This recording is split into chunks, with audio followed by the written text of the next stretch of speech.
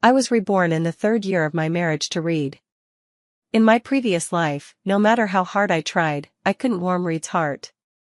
Depressed and miserable, he called me a jinx for always wearing a sorrowful face. This time, I decided to step aside and let him and Ivy, the star-crossed lovers, have their way. I let them whisper goodnight, cling to each other affectionately, and even tangle in bed, allowing him to sacrifice his future for her without interference. While he was still enjoying this secret thrill, I submitted my resignation letter. The supervisor said regretfully, "Your departure is a loss to the company." I smiled and said, "I want to go find myself again." Suddenly, a flustered voice came from behind, "Where are you going?" Whoosh! Reed stood up, pushed the chair away, and was about to grab his coat. "I must go to Ivy right now. She just had a breakup, and who knows what foolish thing she might do." Ivy's post had only been up for 10 minutes, and my husband was already beside himself with worry. He turned his back to me while putting on his suit jacket, feigning calm. But the stubborn button that refused to fasten gave him away. Ivy was drowning her sorrows at the bar, and he was losing his mind. His anxiety raced like a runaway stallion, beyond control. I watched him coldly and said, "Reed, today is our third wedding anniversary. On such an important day, you're going after another woman." My heart felt like stagnant water, utterly devoid of ripples. Because I knew that tonight, I would receive 2 photos, one of Reed naked in bed, and another of a used condom. No one knew, I had been reborn. Reborn in the third year of my marriage to Reed. In my previous life, when I saw those 2 photos, I was so enraged that I immediately stormed to Ivy's house. But before I could even set foot inside, Reed drove me away, while Ivy stood behind him, fragile and broken. That scene remained fresh in my memory, a look of defiance and tears streaming down. I was like Fahai, the monk who knew nothing of love, ruthlessly tearing apart a pair of pitiful lovers. In my ridiculous past life, I spent my entire existence with Reed. Considering he was a fire captain with a demanding job and heavy responsibilities, I made sure he didn't have to worry about anything at home. But my wholehearted devotion only earned me Reed's accusations of lacking empathy, being cold, and heartless. My tolerance and understanding were met with his repeated boundary crossing. Reed and I spent our lives entangled with Ivy. It was utterly exhausting. In this life, I don't want anything to do with him anymore. I just want to be free. Reed brushed past me and walked straight to the door, looking remorseful as he said, "I'm sorry, but Ivy lost so much in that fire. I saved her, so I have to take responsibility. If I don't go today, I'll regret it for the rest of my life." In my previous life, Reed saved Ivy from the fire when she was trapped in a room.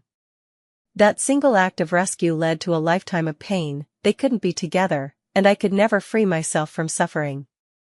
"All right." Reed stared at me in astonishment.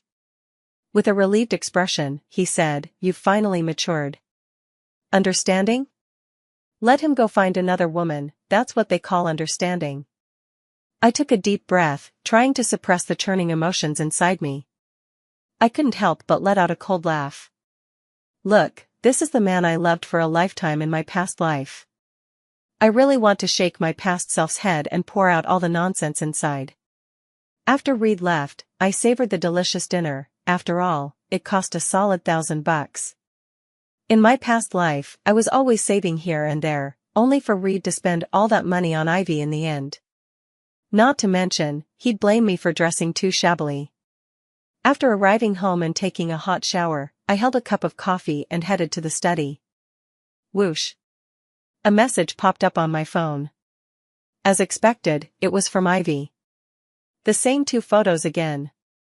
In my past life, I would have been furious, but this time, I calmly opened and saved them. Soon, a voice message followed. Ivy's coquettish voice drifted through, "Sis, it's all my fault. I just went through a breakup, and Reed insisted on coming to comfort me. We won't do this again, and please don't blame Reed, okay?" Her tone carried a hint of pride and provocation. I let out a scoff and took a sip of coffee. Reed got home before me the next evening.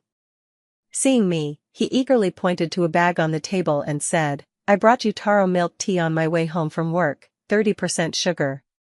Come and have some. Last night Ivy was so upset, and she was all alone at home, crying constantly. I couldn't just leave her like that, he explained while handing me the milk tea. I stood there, unmoved. Quite the performer, probably brought it out of guilt, just a token after accompanying her. And it was Ivy's favorite flavor, too. He didn't know I dislike 30% sugar, dislike taro flavor, and never drink bubble tea. Noticing me staring at him, Reed cautiously asked, "What's wrong?" I replied calmly, "I don't drink bubble tea, only coffee." After a long pause, he finally spoke awkwardly, "Sorry, darling, I didn't know." I smiled and said, "It's fine. You never remember these little things anyway." He whispered, "Are you mad?" "I'm not angry anymore, I stopped being angry long ago.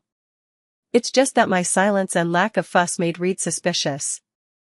I looked at him calmly and said, "Weren't you the one who told me not to overthink it because you only see Ivy as a sister?" In my past life, I would always argue loudly with Reed over Ivy, but he would coldly reply, "I only see her as a sister. Don't overthink it." Now, I returned those exact words to him. Reed froze, his gaze flickering, then looked at me and suddenly said, "I feel like you've changed." "That's right, I've grown up, just like you said."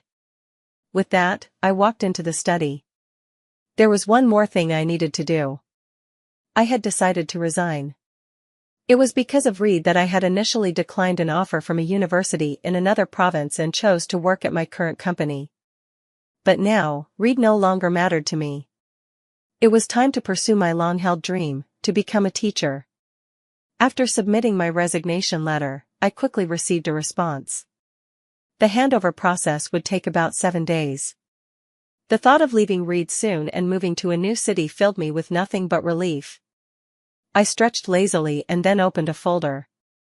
Inside were all the photos I had forced Reed to take with me over the years. This was my love for Reed, my hope for the future together. Back then, I was bright and carefree, laughing freely, convinced that Reed and I would be happy together. But reality slapped me hard, leaving me dizzy and disoriented. Now, I don't want him anymore, and these photos are no longer needed. I clicked through the folder, looking at each one. This photo was from when Reed and I climbed the Great Wall together. It was raining that day, and we were huddled under raincoats, looking utterly disheveled, but I still happily clung to him, my eyes sparkling with joy.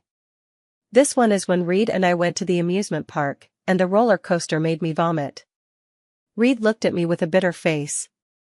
This one is the first time Reed and I had Western food, and we were extremely awkward. As I scrolled through the endless photos, my heart went from burning passion back then to being completely numb now. Select, right-click, delete. I pressed the mouse. Suddenly, Reed's voice came from behind me, "Aren't these the photos we took back then? Why are you deleting them now?" I looked at Reed, who was holding a cup of coffee, and replied nonchalantly, "These are just backups. They take up space, so I'm deleting what's useless." Reed nodded. Back when I dragged him into taking photos, he already found it a hassle. Deleting the pictures now probably suits him just fine. For the first time, he took the initiative to lower his head and coaxed me gently. I followed an online tutorial. "Do you think it tastes good?" I've owned the coffee machine for 3 years, yet he never even glanced at it before. Today, however, he decided to use it. It wasn't that Reed couldn't do it, it just depended on whether he wanted to. I smiled silently. "No, it doesn't taste good. Just say it honestly if you don't love me anymore, whether it makes him happy or sad." Reed said softly, "I'll learn to do it every day from now on until you're satisfied, okay?" "No, not okay at all, because there won't be a from now on." And so, Reed and I just drifted along day by day. During a break, I went to the hospital to get my medical report from Skylar. Seeing me, she flashed a bright smile, turned to give a few instructions, then hurriedly pulled me into the hallway. "Auntie's situation is settled, surgery's today. Skylar is my best friend, the head nurse of interventional radiology, brilliant and cheerful. In my past life, when my marriage brought me endless pain, she was the one who stayed by my side, offering comfort and encouragement. I was confused. What auntie? Skylar raised her voice, looking at me as if I were an idiot. You've lost it from overtime work, haven't you? Your auntie is sick, don't you remember? Reed called me a few days ago, begging and pleading, insisting that I help him contact the department head for the surgery. You're Reed. Listening to Skylar's rambling, I finally realized that this time, Reed sought Skylar's help under my name. He claimed I had been too busy with overtime work lately, and that my aunt at home was critically ill, which was why he had to call Skylar. I smirked mockingly, a trace of disdain flashing through my heart. It was clear that Reed wanted to use my connections to gain favor in Ivy's eyes. What audacity. But I'll be leaving in a few days, and I didn't want any complications at this point, so I decided to let it go. I truthfully told Skylar about what happened between Reed and me. Her facial expressions twisted in shock, and she became visibly agitated. I skillfully calmed her down, but I repeatedly reminded Skylar not to let Reed know about my departure. I didn't want any unnecessary trouble. I understood Skylar's urge to stand up for me and seek justice on my behalf. But as a medical professional, her career could be at risk if she got into a conflict with a patient. Out of the hospital, it occurred to me, since I'm already shouldering this title, I might as well go see that aunt. After asking around the nurses, I found out she had already gone into surgery. A round-faced young nurse kindly pointed me in the direction. Following the long corridor, I spotted Reed instantly, and the delicate Ivy cradled in his arms. Nearby waiting family members glanced at them curiously, exchanging knowing smiles. Look at them, how caring that husband is towards his wife, constantly comforting her.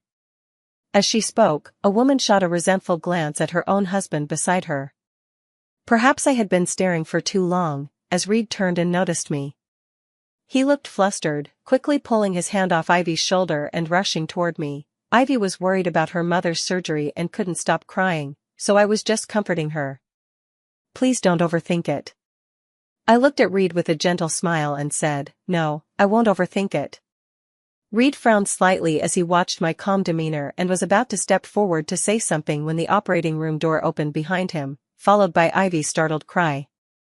Reed quickly turned and rushed over. At that moment, Ivy was sobbing uncontrollably as she supported the rolling hospital bed, and Reed, without any hesitation, comforted her by continuously stroking her back. Reed anxiously asked the doctor about the surgery's outcome, acting as if the person lying on that bed was the dearest in his life. The doctor informed us that the surgery went smoothly and the patient would wake up once the anesthesia wore off. The nurse wheeled the surgical bed toward the ward, with Reed and Ivy hurrying after them. His attention was entirely on Ivy, he didn't even glance at me. I smiled, watching it all calmly, once again confirming firsthand that no one mattered to Reed as much as Ivy did. Just as I pressed the elevator button, Ivy rushed over and grabbed my sleeve, her face full of worry. Sis, I was just so scared earlier. Reed was the only one I could lean on. Please don't be upset. It's okay. I was about to step into the elevator when Ivy grabbed me. Sis, are you mad? Don't worry, I won't take Reed from you. I'll make sure he goes home with you right now.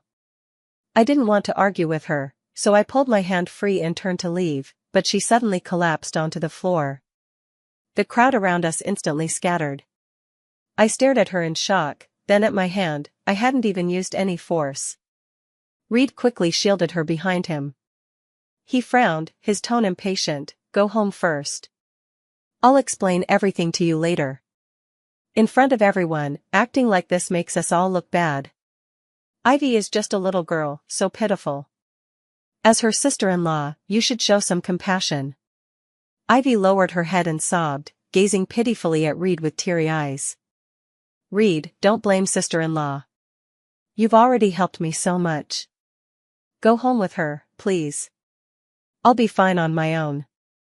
Don't let me make her angry because of me. Reed's face darkened. Go back now. Just look at what you've turned into. I glanced at Ivy, her tearful eyes glimmered with triumph. Then I looked at Reed, who assumed I was just being jealous and making a scene like before. But my heart remained as calm as still water. Fine, I said indifferently before turning to leave. It's just one day, I can endure it. Even if you two go at it in public, I wouldn't bat an eye. Stepping out of the hospital, I bought a bouquet of flowers from a nearby florist and took a taxi home. That night, Reed didn't return, nor did he call. I was more than happy to have some peace and quiet. Early the next morning, I got a call from the company. My supervisor asked me to handle the project handover. All the formalities went smoothly. My supervisor walked me downstairs to the company entrance and said regretfully, "Losing a talent like you is really a loss for me. But since you've made up your mind to leave, I wish you all the best in the future." Just as I was about to thank my supervisor, a voice came from behind, "You're leaving? Where to?" Faced with Reed's sudden arrival, I gave the supervisor an apologetic smile. "What's the matter with you? Changing jobs is normal, isn't it? I just feel this company isn't the right fit for my growth." I pulled Reed aside to a quieter spot. After saying that, I pointed at him and added, "Even your fire department has job transfers. What do you want from me?" I asked him in surprise. Reed pursed his lips. "I came home early to explain yesterday's incident, but you weren't there, and your suitcase was gone. I was afraid you'd left in anger." Ivy's mother fell ill, and she had no choice but to ask for my help. She's struggling all alone. I chuckled softly. I lent the suitcase to Skylar. She's traveling these few days. "But you sought Skylar's help and claimed it was my idea?" Reed's breath hitched, momentarily lost for words. Indeed, no matter how righteous the excuse, the restlessness and hidden thoughts in his heart couldn't deceive even himself. I don't want to waste any more time on him. I'll just have to swallow this bitter pill. Seeing how calm I was, Reed became agitated. He grabbed my hand suddenly, as if trying to confirm something, and stared at me with an odd expression. "I think you've changed. You don't care about me anymore. These days, if I don't initiate, you won't talk to me. Even when I didn't come home last night, you didn't bother about me. Before, you'd have argued and made a scene with me whenever you saw Ivy. What happened to you now? Why don't you argue and make a scene with me like before?" I couldn't help but laugh. "What nonsense are you talking about? Do you think I'm Sun Wukong, with 72 transformations up my sleeve?" Reed burst out laughing. In the past, whenever Reed mentioned Ivy, my heart would always skip a beat. She was young, could act coy, had a tough job, and was taking care of her frail mother, all things that naturally evoked pity. People always sympathize with the underdog. I was afraid Reed would keep paying attention to Ivy. But now, given a second chance, I've truly let go. Why should I compare myself to her? To Reed, Ivy is obviously the most important. Besides Reed, does my life have nothing else? I can pursue a career I love, teaching and nurturing others, and realizing my ideals. I can travel and explore the magnificent landscapes of our country. I can also make new friends and engage in heartfelt conversations about their lives. Reed only hinders my progress.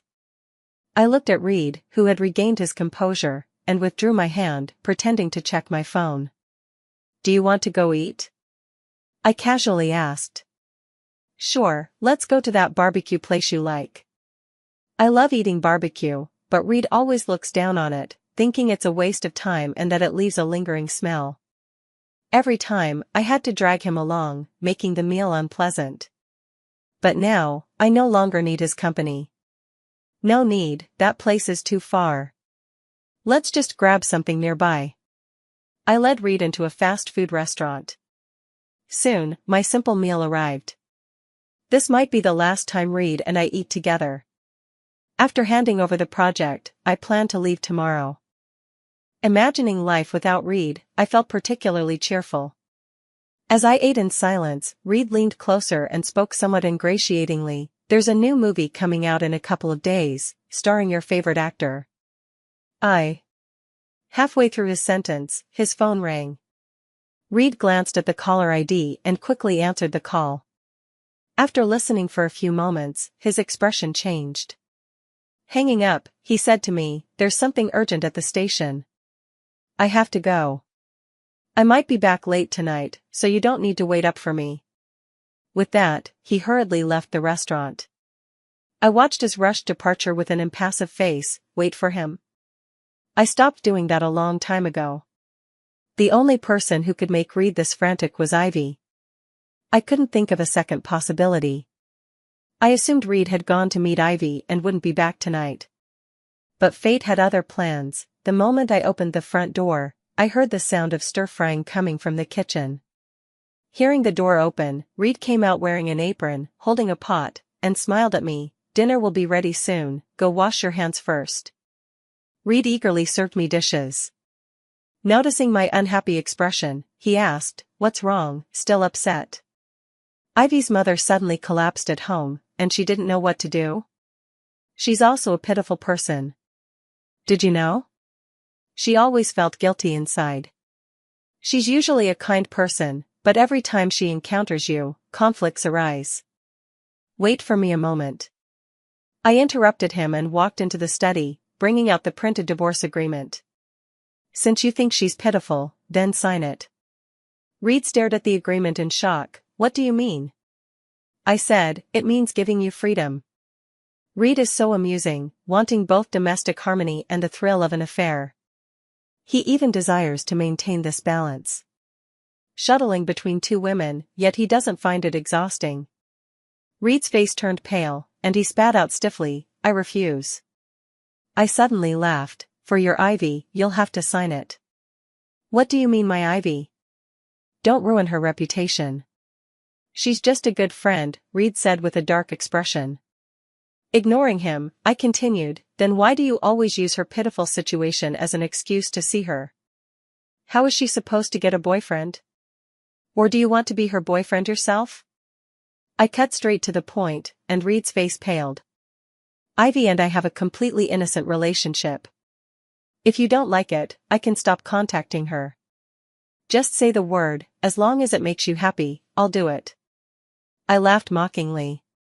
"Reed, who cares about your relationship with Ivy? I just want a divorce. I can't go on with you anymore." Reed turned around and bit him back. "Is there someone else? You clearly loved me so much before, how could you possibly divorce me?" See, Reed knew perfectly well, knew how much I used to love him, loved him to the point of losing myself.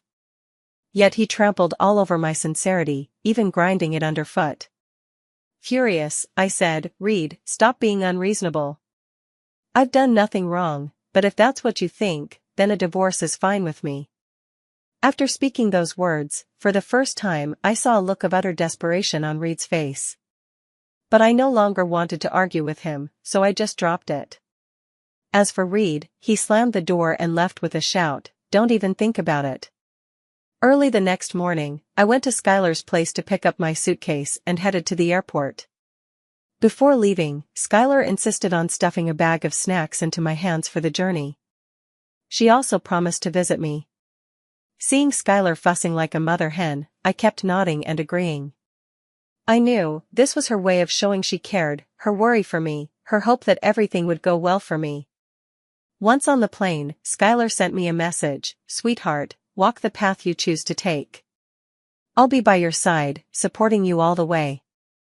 I don't know why, but tears suddenly streamed down my face. After experiencing the hysteria and heart-wrenching pain of my past life, I thought my heart had become as calm as water and as hard as stone. So why am I so deeply moved now? After resting for a night, I went to the school to complete my onboarding procedures, and only then did my nervous emotions ease. Walking around the campus, I gazed at everything here with appreciation. In my previous life, I never got the chance to fulfill my dreams and ended up wasting my entire lifetime. This time I will definitely work hard and do my best. I was just envisioning a bright future when Reed showed up. Of course, it wasn't surprising that he knew my email password. We arranged to meet at a park. When he saw me, Reed hurried over. "Have you been waiting long?" Reed sounded urgent. As he rushed over, wanting to embrace me, alarm bells instantly rang in my head. I took 2 steps back and glared at him coldly. Ivy appeared at some point. Her delicate face still carried a hint of grievance. Sis-in-law, it's all my fault. You and Reed's divorce is because of me. Ivy's acting is impressive, still playing coy at this point. Taking the lead to feign weakness to win everyone's sympathy. Reed was afraid I might misunderstand and quickly explained. Ivy said she's worried you'll get the wrong idea, so she wanted to clarify our relationship face to face. She was so worked up yesterday that she even developed a fever, and this morning. Suddenly, I found it ridiculous. Reed, our divorce is between us. I want the divorce, you cheated first, making you the guilty party. The house goes to me, and we split the cash 50-50. I'm calmly discussing this with you now because I want to avoid unnecessary drama. I'm giving you a chance, otherwise, I'll hand over your scandalous photos with Ivy to my lawyer, and we'll settle this in court. Reed's expression froze. What scandalous photos? It was Ivy who sent it to me. She said you were accompanying him all the way to bed, and asked me to forgive you. Reed stiffened, pointing at Ivy and demanding she come forward. You sent her that photo? Didn't you promise me you'd delete it? He knew all about it. Ivy's face turned deathly pale as she realized something was wrong. With tears welling in her eyes, she frantically shook her head. No, Reed, I didn't. Back then, after Ivy sent the photo, she withdrew it moments later. She probably expected me to spiral into hysterics, too distraught to even think of saving it. But no matter how meticulously she plotted, she never anticipated I'd already prepared for it. She miscalculated. I looked at her. I've saved everything you sent, want to see? Reed, you and your dear sister pulled this kind of stunt, how dare you ask for my forgiveness? Ivy was crying hysterically. Reed's expression darkened. No, honey, listen to me, nothing happened between us. I stopped at the last moment because I couldn't bear to betray you. I sneered. What remarkable self-control. Reed, do you want to keep your job? If this scandal breaks out and you lose your position, how will your family, friends, and comrades see you? Think about that. Reed stared at Ivy with bloodshot eyes. Beside him, Ivy was crying hysterically, tugging at Reed's sleeve. Reed, it's my fault, I just love you too much. I was afraid you'd leave me. I'm too possessive. Shut up, Reed said coldly. You're just my sister. Ivy screamed in disbelief. Reed, that's not what you said before. You told me I was cute, young, and you wanted to be with me forever. I have a wife. Why would I be with you? Reed exploded in anger. I must have been out of my mind to help you so much. Don't push your luck. Hearing Reed's heart-piercing words, Ivy instead grabbed his sleeve and softened her tone. Reed, get a divorce. I'll be your wife. Reed was taken aback. Shut up, now. You see, in secret, he'd rather wobble on stilts than give up the thrill of being with Ivy. It's just a shame that when the truth came out and touched on Reed's interests, how an affair could ruin his career and call his character into question, he naturally distanced himself, treating Ivy like dust on his clothes, hastily brushing her away. After watching such a spectacle, my life became much calmer. These days, I've met many industry experts at school and have been living a fulfilling life. I even forgot about the divorce. Indeed, a career is the best cosmetic for a woman. I still have many meaningful things to do and many areas where I need to put in effort. I saw Reed again at the school gate. I had just finished work when I spotted him standing not far away. He was leaning dejectedly against the wall, his clothes wrinkled and his face looking worn out. I was greeting students when Reed walked toward me. As he got closer, I noticed his unshaven face, which would have been unthinkable for someone as fastidious as him before. The deep bloodshot lines in his eyes made it clear he hadn't slept for days. I wondered if it was due to work exhaustion or the troubles with Ivy. I won't see Ivy again. It was all my fault before. Please forgive me, honey. After you left me, I couldn't sleep night after night. Every time I closed my eyes, I thought of us from before. We loved each other so much and were so happy. Remember the first time we went? Reed, I interrupted him, if you came here to reminisce, forget it. We have nothing to say to each other. Reed was stunned by my question. My reaction seemed different from what he had expected. After a long pause, he finally spoke, do I really not have any chance left? I nod, yes, there's nothing left. Reed can't believe it, after all these years of feelings between us, are you really willing to let go? What's there to be reluctant about? Broken things should be thrown away. I meet his gaze and smile faintly. Hearing me say thrown away, Reed's eyes redden even more, a flash of pain crossing his face. In my past life, every time we fought, I would forgive him whenever Reed showed signs of suffering. But now everything has changed. I am no longer that foolish woman consumed by love. His suffering is merely the result of realizing Ivy's sinister true nature, just regret. I left a curt, sign it quickly, and turned to leave. Reed grabbed my arm, can we delay the divorce for a while? Reed, don't joke around. I don't have time to waste with you, but if you want to file for divorce, I'll be ready. I was visibly angry. Reed's expression darkened, are you really that eager for a divorce? Of course, Ivy is still waiting to marry you. Fine, I agree to divorce. Once you've calmed down, we can start over. Hearing him say that honestly made me sick. He still thinks that if he's willing to change, I'd give him another chance. But at least he agreed to the divorce. After signing the divorce papers, Reed occasionally called me. It was always trivial, where are his socks? How to use the oven? The living room light is broken, is it still under warranty? After a while, I just hung up without answering. Later, one of our mutual friends called me and said Reed had completely cut ties with Ivy, adding that Reed had been in a terrible state recently, making constant mistakes at work, and even got disciplined for arguing with someone during duty.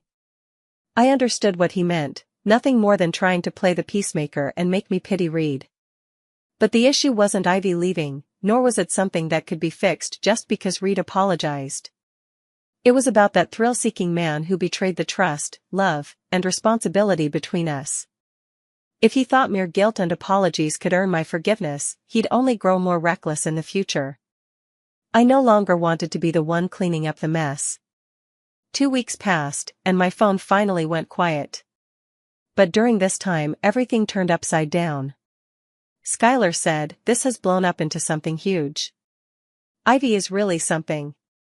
When Reed actually tried to break it off with her, she took her ultrasound report straight to Reed's boss. Inside the boss's office, she caused a scene, crying, screaming, and threatening to kill herself. In the end, Reed had no choice but to promise in front of his boss that he'd marry Ivy, and only then did the drama stop. Later, someone reported Reed for leaving his post without permission during duty hours, and they even pulled the surveillance footage as proof. That was from when Ivy's mom was sick, and Reed was running to the hospital every day. Skylar hugged me and said with relief, Bestie, I'm so glad you got away from him. Yes, I'm very lucky. I know I've been fortunate in this lifetime. Lucky to be reborn in the 3rd year of my marriage with Reed, when there's still time for everything. Lucky to have found myself again. Skylar suddenly widened her eyes and said, I heard they just got the marriage certificate without having a wedding. Ivy couldn't take it, so at a fire station gathering, she pressured Reed to hold a wedding on the spot. Reed found it embarrassing and dragged Ivy away by force. Staring into Skylar's adorable big eyes, I smiled and said, you can't blame Ivy entirely for this. After all, she's liked Reed for a long time. Reed saved her, helped her, she sees him as a hero.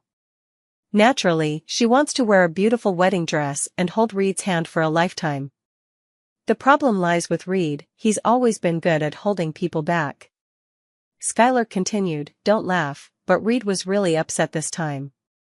The higher-ups didn't think he was reliable, so they transferred him to a supervisory role, overseeing some equipment.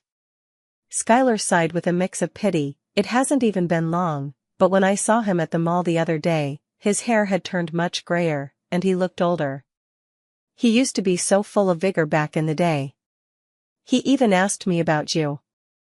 I raised my eyes, did you tell him? Skylar immediately waved her hands. Of course not. He deserved it. Besides, with his jealous wife around, would I dare say much to him? I received another call from Reed 2 days later. He said he was sorry to me, and then added that Ivy wasn't pregnant. The ultrasound report was something she had someone fake. She knew Reed was determined to completely cut ties with her, so she knelt to beg him, but he refused. But Ivy wouldn't give up and resorted to extreme measures. In the end, she won. Reed had to agree to marry her to save his job. Reed said he hadn't known how to cherish me before and now regretted it so much he couldn't sleep night after night, feeling as if ants were gnawing at his heart every day. He just wished this was all an absurd dream, and upon waking, everything would be as it once was. He doesn't know how he could have done so many wrong things. He thought I would forgive him. He truly wanted to spend his life with me. He even kept dragging things out, wanting to reminisce about the past with me. I sternly warned him to stop harassing my life, hung up the phone, and promptly blocked his number. It's truly ridiculous, someone so heartless pretending to be a devoted lover in the end. I don't want to hear any confessions of remorse. If he were truly remorseful, he should just live his life properly and stop being so indecisive. But he can't do it. He's the most selfish person. Ivy made him lose face, and only then did he remember all the things I did for him. The first love married home, turning into tainted grains of rice. His life would inevitably become chaotic. Of course, this had nothing to do with me anymore. We would never see each other again.